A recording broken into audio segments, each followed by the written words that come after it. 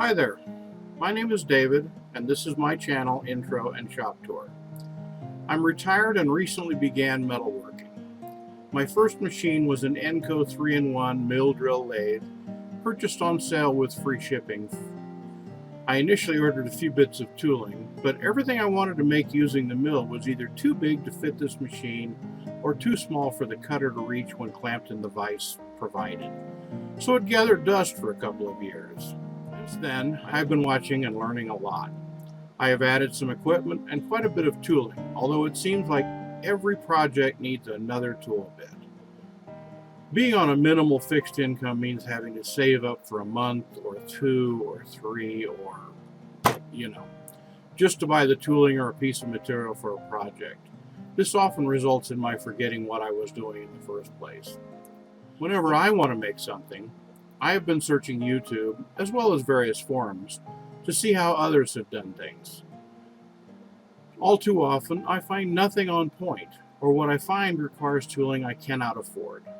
My whole life, I have been inventing and redesigning things, but never had the funds to have them machined, or the money to buy the machinery required, or the space to set up a shop, or basically any way to make them myself. I did try some milling on a drill press once. The only success I had was with some machinable wax to prototype a tool attachment.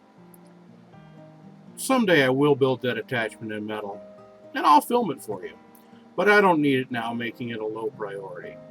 Anyway, I decided to try making a few videos to possibly show another way of doing things and to share some projects I am making. These videos take a lot of work and time, so I appreciate it if you would like, comment, and subscribe. Thanks. Now, let me tell you about my shop. When I bought this house a dozen years ago, the garage was falling off its foundation. The garage door was off its tracks and leaning, as you can see in this picture. And it was pretty much a wreck. So I put some effort into it and made it a usable, insulated space where I could actually do some things. Then I filled it to capacity with so much stuff that I can barely move around in it. Such is life. So let's start the shop tour, and I'll kind of explain as I go. My ever-present fan and my toolbox, my shop vac hangs up on the wall. That's my sandblast cabinet that I built on a Harbor Freight cart. My 3-in-1, shelving, carts, a rolling table, milling machine. Eventually, that will be CNC'd.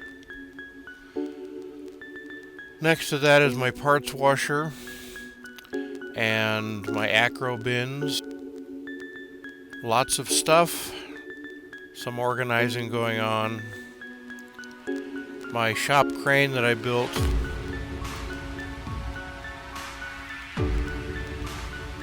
The dolly rides across the top of the beam on rollers.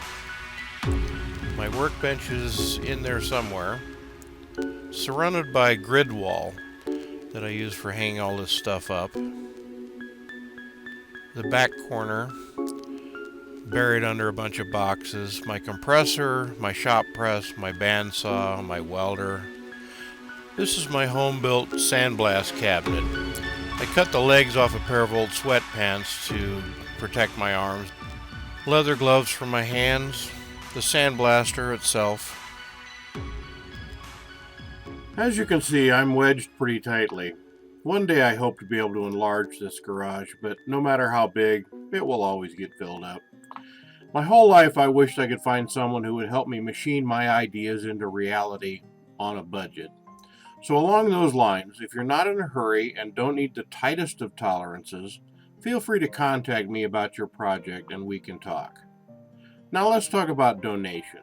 I see all kinds of people on YouTube getting donations of tools and patrons supporting people in their activities through Patreon.